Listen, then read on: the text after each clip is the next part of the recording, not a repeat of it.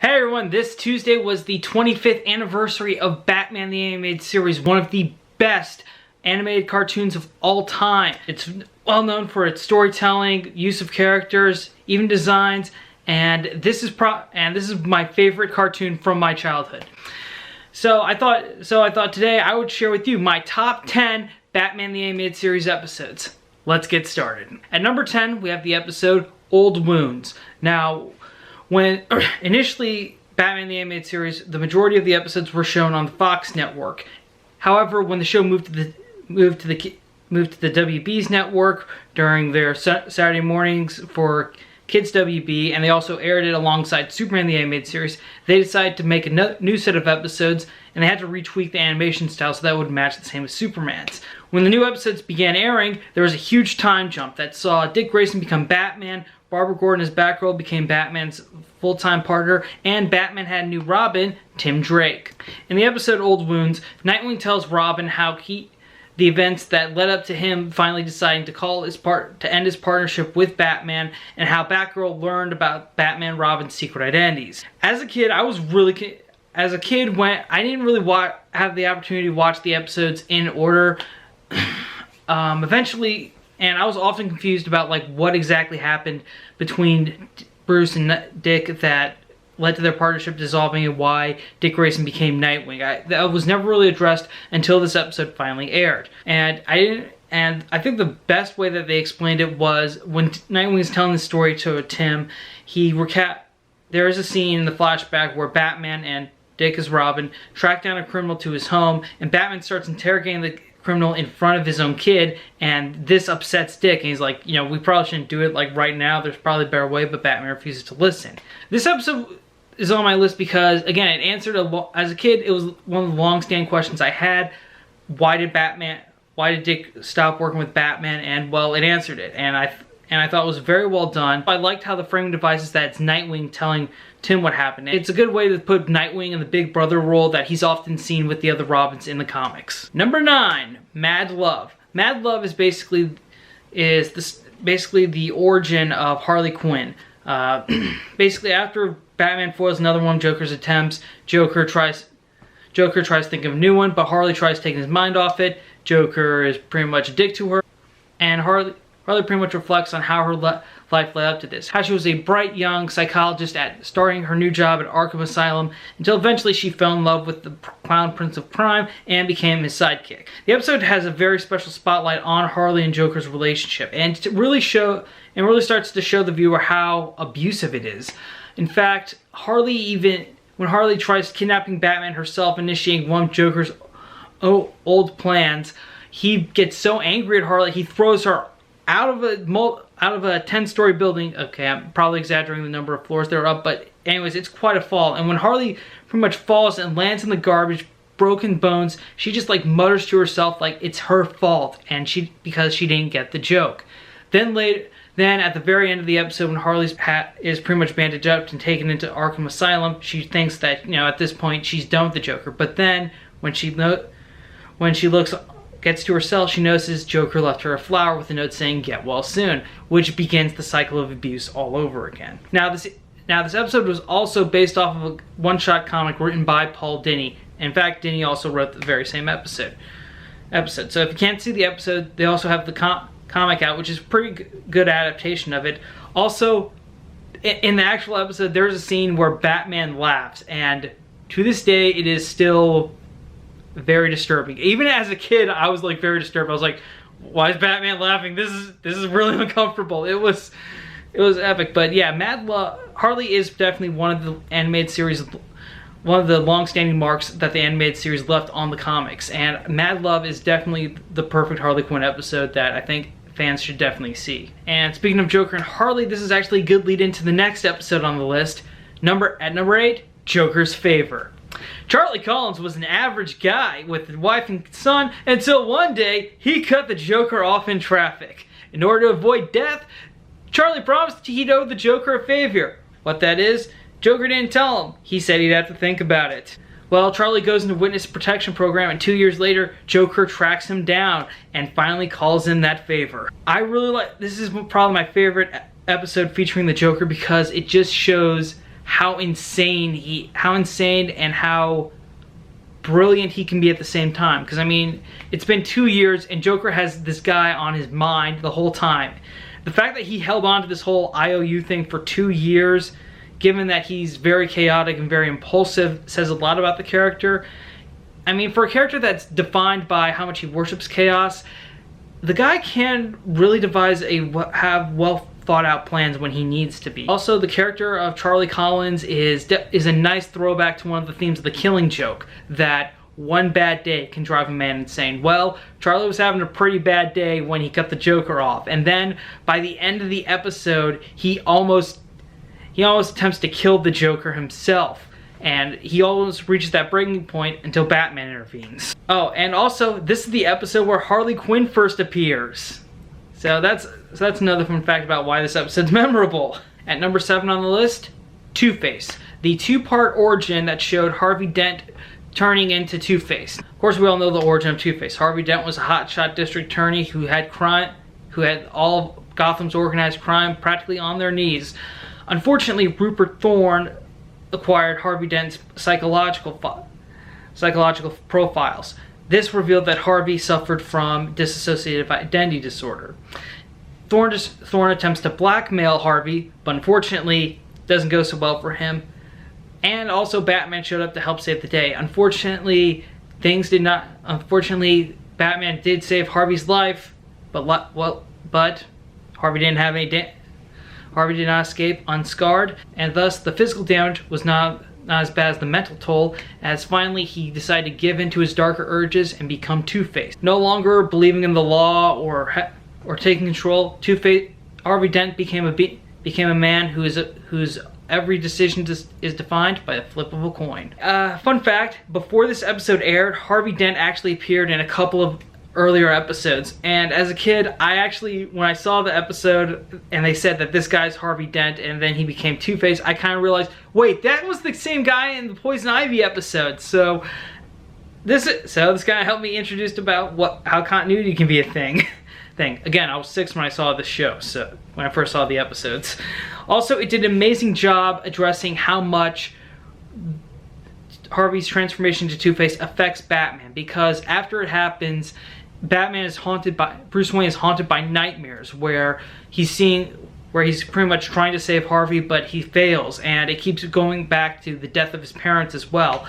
And throughout the series, though, whenever there is a Two-Face centric episode, sometimes they do feed upon that for Batman's character, as he often feels conflicted and guilt over the fact that he still failed, over the fact that even when he tried to save his best friend, he managed to turn him into a criminal. Also, the Two-Face 2-part origin is a good example about how this series really created sympathy for its villains. At number 6, we have Over the Edge. This episode pretty much shows Batman, Robin, and Nightwing on the run from Jim Gordon because Batgirl died. Because during a fight with the Scarecrow, Batgirl gets knocked off the top of City Hall, and she's fatally injured. And just as Jim Gordon arrives, he finds Batgirl, and when he lifts up her mask, he realizes that it's his daughter, Barbara. Hurt and betrayed that Batman would keep this from him, he believes that the death of Barbara is entirely on Batman's fault, and pretty much pursues Batman, even figuring out Batman's dual identity as Bruce Wayne, and leads the entire GCPD on a manhunt against the Cape Crusader and his team. Eventually, Nightwing gets arrested, Alfred gets arrested, and Batman tells Tim to turn himself in, and he's forced to go on the run. Gordon eventually... Now, however, all of this entire sequence, all of it is actually just a dream from Barbara Gordon's mind because of a high dosage of Scarecrow's new fear toxin that caused her to slip into a coma where she lived out the scenario of her worst fears, which is her father finding out that she's Batgirl and that he turns it against and nearly destroys Batman. Okay, for me, this was one of the darkest episodes of the series. It showed one of the worst possible outcomes for how Batman's career could end. The opening scene is actually Batman and Robin running through the Batcave as they're being chased by Jim Gordon, Harvey Bullock, Detective Montoya, and a bunch of other cops, while also firing at him.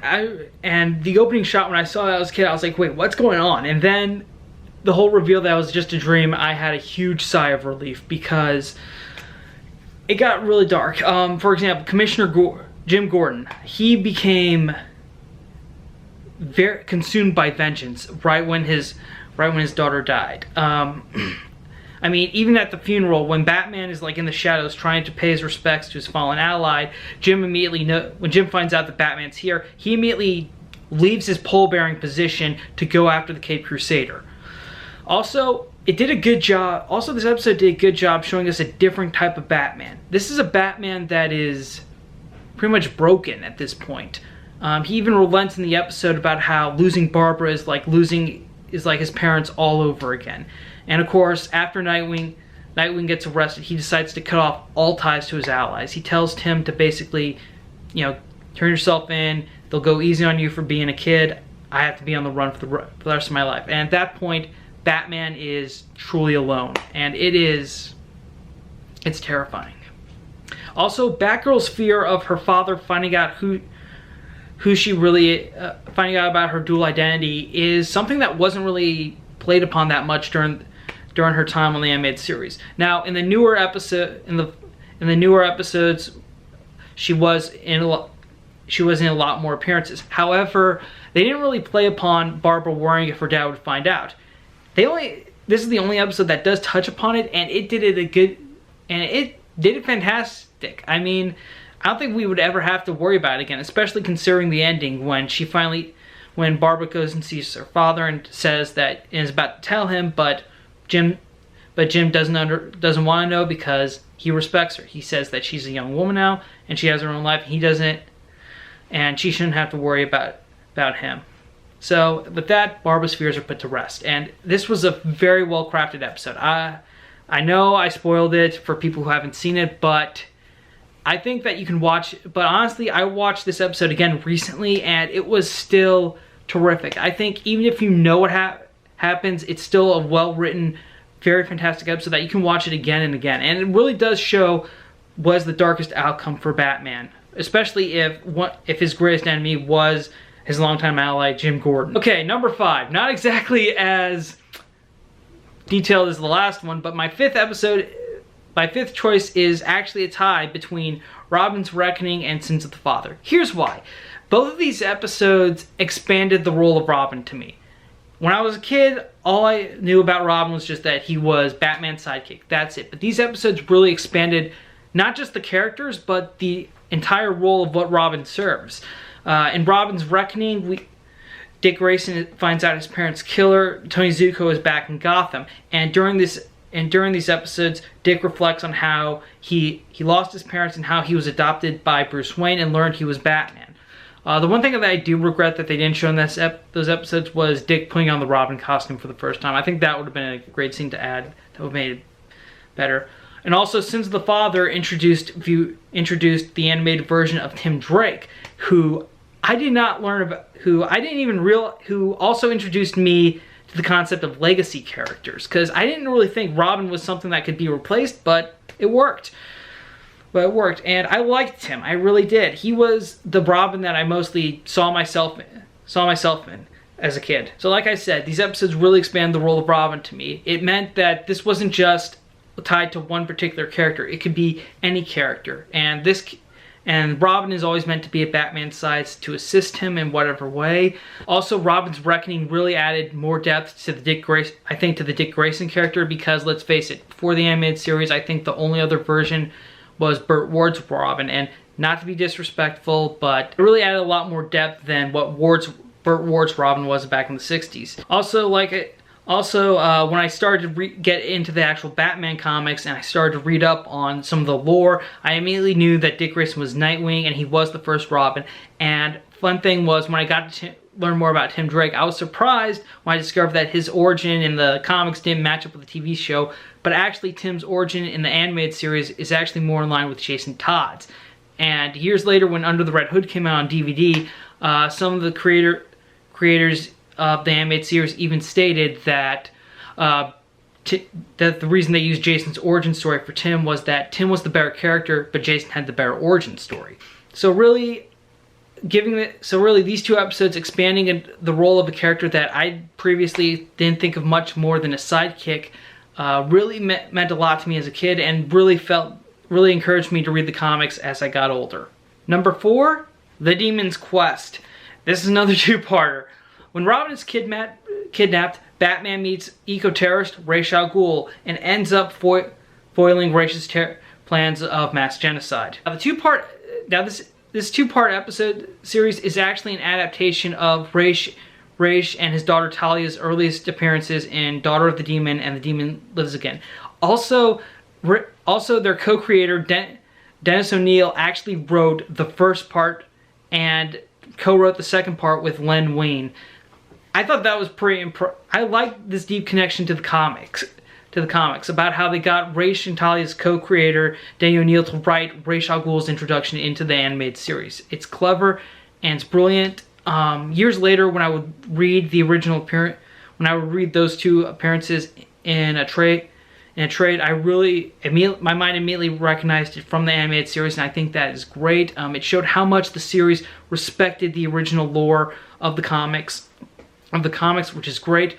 Also, Ra's al Ghul is my second favorite Batman villain, and I think that's mainly because of this episode, because most of the series, Batman is in Gotham City. He's dealing with robberies or a killer or one of his more maniacal villains. But Ra's is different. He's much more of a threat to the planet, and he's a reason for Batman to leave Gotham in a way, which definitely takes him out of his element, which is a nice change of pace. And honestly, it proves that Batman can save the world even without the Justice League. Number 3, almost got him. The Joker, Two-Face, Penguin, Poison Ivy, and Killer Croc gather for a poker game. While playing poker, the villains decide to tell stories about which one was the closest to killing Batman. Okay, if you want a great episode that has multiple villains in it, then this is the episode that works. I mean, usually when you have multiple villains, it can be a problem with, like, figuring out, like, who says the most, or like what's the right amount of speech for each one, and which ones can make sure look awesome, and let's not make sure they look bad or anything. This one is great, and I do like the interaction that the villains share too while they're talking to each other with their stories. Each one kind of has like some level of respect, but they're also still villains and jerks to each other, which is nice. Also, there is a nice little twist at the end of towards the end of the episode, which I don't know. I know I already spoiled Over the Edge, but this one, if you haven't seen it yet, I encourage you to do so. In fact, this episode was so popular, it even spawned a card game where you play as Batman villains playing poker while guessing trying to figure out which player is Batman. So that's fun, and I think it's the use of all these villains at once is what really puts this episode over the top for me, and that's why it's in my number 3 slot. Number 2, Beware the Gray Ghost. A mad bomber attacks Gotham City. Batman figures out the bomber's plans are based off an old episode of his favorite childhood TV show, The Gray Ghost. In order to figure out the bomber's next move, Batman teams up with the show's lead actor, Simon Trent. This is an odd pick for my number 2 choice, but I really loved it a lot. First off, Simon Trent is voiced by Adam West, and the character's struggling acting career is a nice little parallel to West's own post-Batman career. In fact, the producers of the show were a little sketchy about asking Adam West to voice this character, and they said that if West refused, then they wouldn't do the episode. But thankfully, Adam West agreed to it, and this episode was awesome. I also loved seeing this different side of Batman where he is a fanboy in a way. As a little kid watching this episode in my Batman costume, I honestly felt a lot of connection to Batman, especially in the beginning when you see young Bruce Wayne wearing a gray ghost hat and cape, watching it on TV. I'm like, oh man, like when I watched that, my mind just immediately lit up. I'm like, oh, Batman's just like me. He's enjoying this TV show with the awesome superhero and stuff. And also in the episode when Batman shows Simon Trent his collection of Gray Ghost memorabilia in section in the Batcave, it kind of reminded me of how when as a kid I was the exact same way with this show. I had a lot of Batman stuff, had Batman costume. In fact, I even made my own little Batcave out of my parents' den, which was not very impressive, but a lot of fun to do. Yeah, so I saw a lot of myself in Batman in this episode, and honestly, the way Batman kind of like works with Trent is the way as a kid I had this dream of like teaming up with Batman to help solve a mystery too. And I think that it's a very nice parallel, and I think anyone who's ever been a little kid who's also a fan of Batman would really enjoy this episode. My number one choice for favorite episode of Batman the Animated Series is Heart of Ice. This is the animated introduction to Mr. Freeze. He pulls off a series of heists on Goth Corp facilities. While investigating, Batman discovers Freeze's tragic origin and motivations. Okay, this was the first episode of Batman the Animated Series that was written by Paul Dini and directed by Bruce Timm. The way this episode portrays Mr. Freeze as a victim of tragedy made him very sympathetic to the audience. In fact, a lot of people really responded to this version of Mr. Freeze, and basically all he wanted to do was save his wife, but of course his bosses at Goth Corp were just like, nah, you can't do that, man. We want to pay for this crap. And ultimately, Freeze loses his wife, and in the process, he becomes afflicted with a condition that leaves him in a position where he can only survive in like sub-zero like temperatures, which is why he wears the cold suit all the time.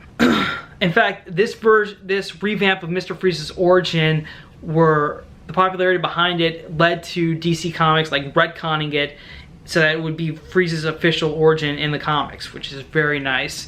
And I know earlier I said how Demon's Quest respected the comics and stuff, but I think that I like this idea that sometimes the animated series also made enough positive impact that the comics decided to reflect it. Especially because prior to this episode, Mr. Freeze wasn't really seen much as just basically a forgettable villain. But then after this episode, he became much more memorable. And heck, he even got his own animated movie, Batman and Robin Sub-Zero, which also tied into him again trying to bring his wife back to life. Also, the head of Goth Corp, Ferris Boyle, in this episode, he's actually voiced by Mark Hamill before Hamill was cast as the Joker for this series, which is a fun little fact.